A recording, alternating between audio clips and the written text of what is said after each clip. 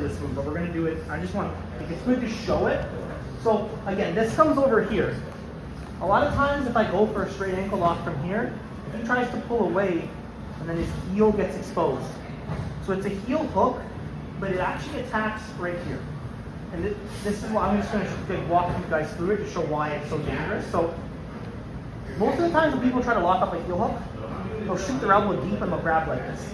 This isn't good because when I go to crank, it slips through. So what I want to do, use your elbow, push down on his toes so I get to this, so I can gable grip. This is way tighter. Once I'm here, I want to actually use my body weight to put his heel to the floor, and I'm going to come over and basically step on my own foot. For heel hooks, you want his knee slightly bent. Basically what I'm doing from here is I'm hipping into his knee while turning this out. So I'm basically going belly down, cranking this while coming in like that. I barely touched him there. The reason this is dangerous is because since it targets here, most people will think to roll that way. If you think about what I'm doing to his lateral knee, if he goes this way and tries to explode that way as I'm pushing into his knee, I'm going to blow his knee apart. So this move's dangerous because it's usually the other person hurts themselves. So if you ever find yourself with a heel hook, I don't mind the outside ones, the backside 50-50s. I just find it's easier, way to put pressure on his inside knee with this. If you find yourself here, just communicate with your partner. If you know they don't quite know how to get out of this, just let it go, because this can just obliterate the person's knee. They're extremely dangerous. This is the most powerful attack. When you tap to these, there is no point where you feel like you need to tap, because it's a ligament. There is no breaking. There's no like range of motion really for a ligament where it gets to the snapping point. So I'm putting this over here.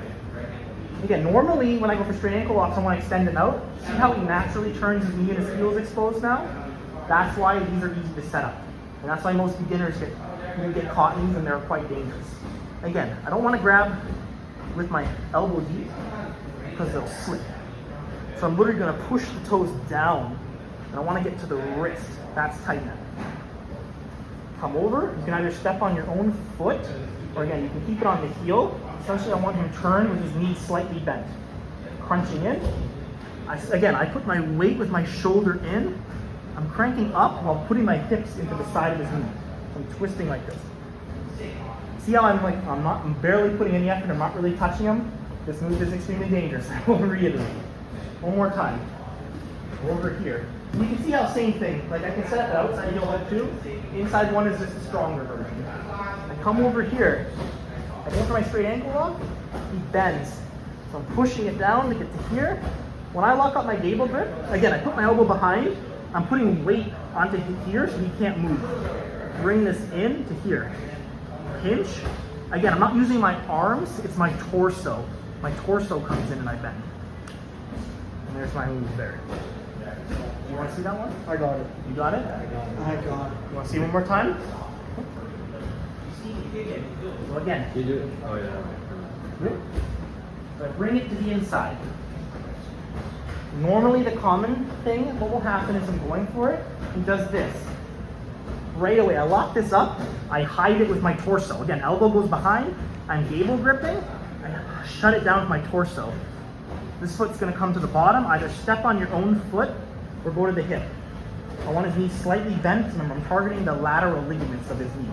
I come down, I'm turning his heel towards me while hipping into his knee. Not too much at all. Again, it's dangerous because he could turn himself into it trying to escape. That's the scary part. He tries to step over here to escape, he spazzes. He's out for 6 months after that. So What if he turns the other way? that is technically the defense. He should try to put the boot on and turn this here to escape. But most people, since I'm like this leg's completely free, he's gonna feel like it's safe for him to turn. I'll just do this so you can step over. But you see, if he went to step over and I was cranking into his knee, he's literally making it worse for himself. That's why this move is so dangerous. On top of it's like it's a ligament. They don't break the same as bones. So let's practice it so you can feel what it feels like. I promise.